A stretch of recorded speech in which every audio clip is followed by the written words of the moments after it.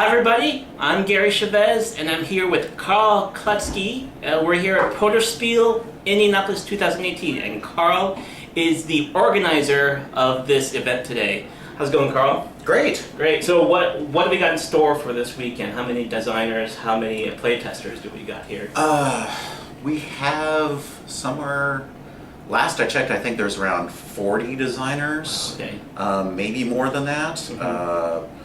I don't know all the numbers. I know we're expecting about 90 people total over the course of the weekend in a room that only has 80 chairs. Awesome. So we're pretty excited about the turnout, especially because this is the first Protospiel that's been held in Indiana. So. Okay. What inspired you to put this all together, being the first Protospiel here? I've been going to Protospiels for probably about 10 years in different locations. There was the original one is in Ann Arbor, Michigan, or Chelsea, Michigan now. And I've been going to that for years, love it. I was one of the people who said, it's having a year between these events is way too long. We need more of these. Sure. And then a friend started one in Milwaukee, and they've been growing ever since. We've got them in Minneapolis and Madison, Wisconsin, and Chicago, but there were none in Indiana yet. Okay. And I knew that there were a lot of game designers in Indiana, especially with Gen Con having been here for several years now. And so I run into these people from time to time. I also organize a monthly tabletop game meetup that I organize on Facebook. Okay. And we try to meet on like the third Saturday afternoon of each month. And I met a lot of people through that, but these people don't all know each other. They're all in the area and they don't all know each other. So it just seemed like a good, I knew there were a lot of people here that could be brought together. And from the surrounding states as well. So. Okay. What does it take to put something like this together from the get-go? It takes some persistence. Sure. Finding a venue is probably the hardest part. I was shocked how many people I'd reach out to, how many hotels I'd reach out to, and I'd just never hear back from them.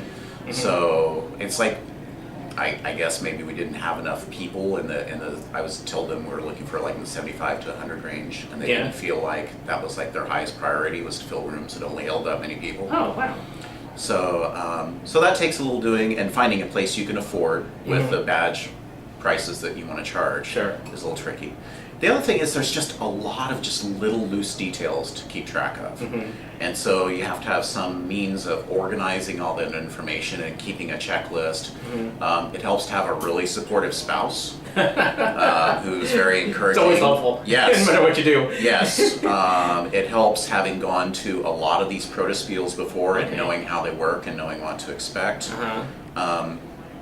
There's actually an organization called Tabletop Events that they specialize in providing websites and registration for conventions like this.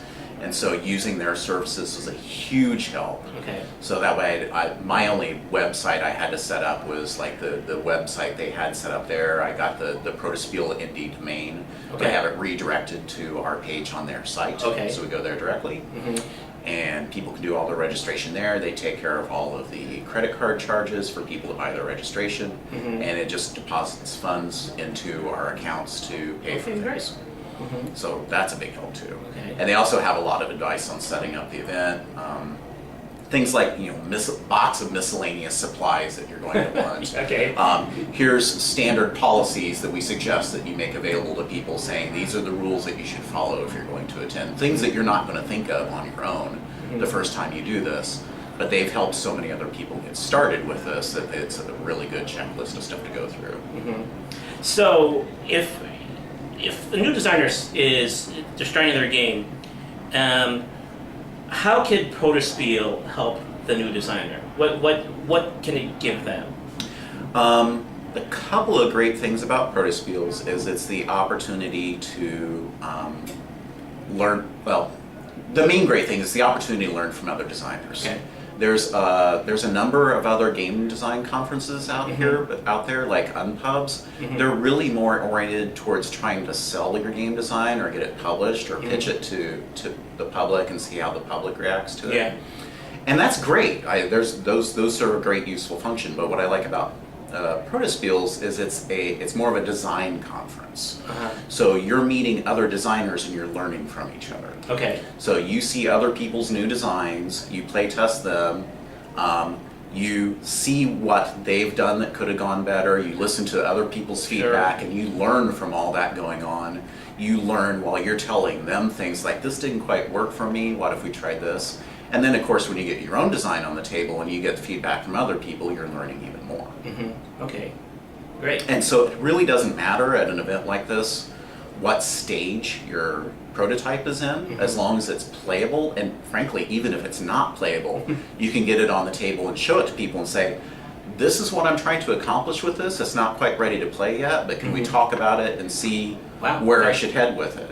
I've seen very, very polished prototypes at Protospiels that looks like it's something that you would already have bought from a store.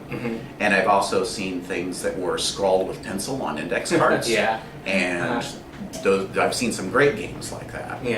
So it really is just whatever you want to put on the table. Okay, great.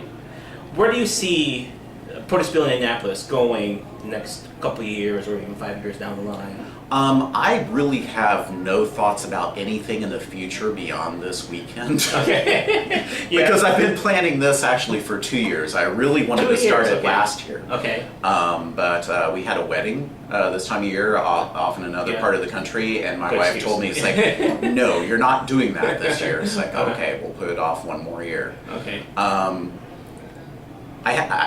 lied a little bit and exaggerated a little bit. I have a few thoughts. This venue, I think, is going to work great. Sure. The people here at Cap Delta Pi have been really supportive and helpful. But since we've already sold out, I have some concerns about the size.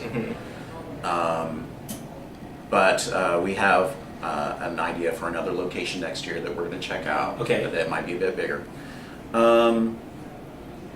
I don't know, as far as other plans. I mean, clearly once you get to this point, it's like, oh, we could have done that a little differently, we could have done that a little differently. But really things seem to be coming together pretty well. And it's still only Friday morning, so I haven't seen what's been a disaster yet. Okay. So. Was the fact that this was sold out, that there seems to be such a big response to this, a surprise to you, or not a surprise at all?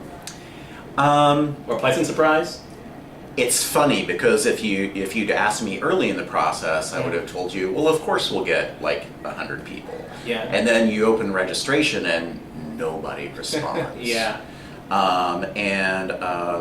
Fortunately, because I know a number of people who organize this event elsewhere, I knew what to expect, and they told me, when you open registration, nobody responds. Everybody responds at the last minute. A lot of people want to register in the door. That's exactly what we saw. There was, you can see like this spike of registrations going whoop. In April it went much higher, and then of course in May. And I think just being able to announce, hey people, there's only like 17 badges left. If you want a badge, you better get one now.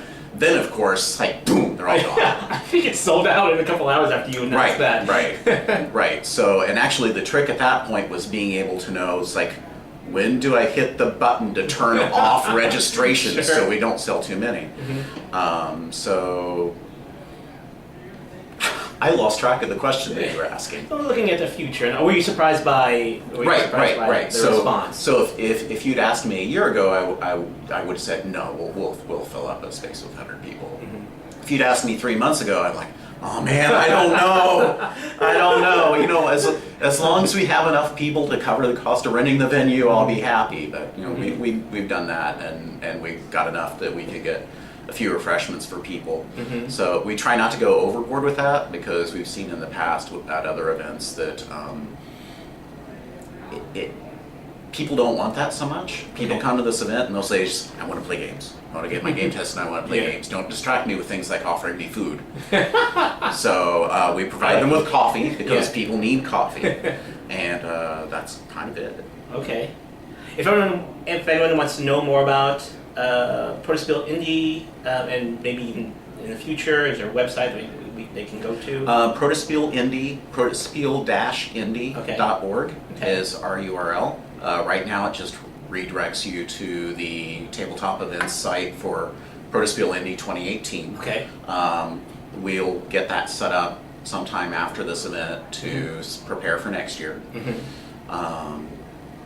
The other thing I would encourage people who are in the area, in the Indianapolis area, to look at is the Indy Tabletop Game Creators Facebook group, which probably deserves an actual website of its own at some point. But having gotten these people together for this, I'd really like to see more people coming to our regular monthly meetups there. Okay, all right. Well, Carl, thank you very much for talking to me. Thanks. It's great talking.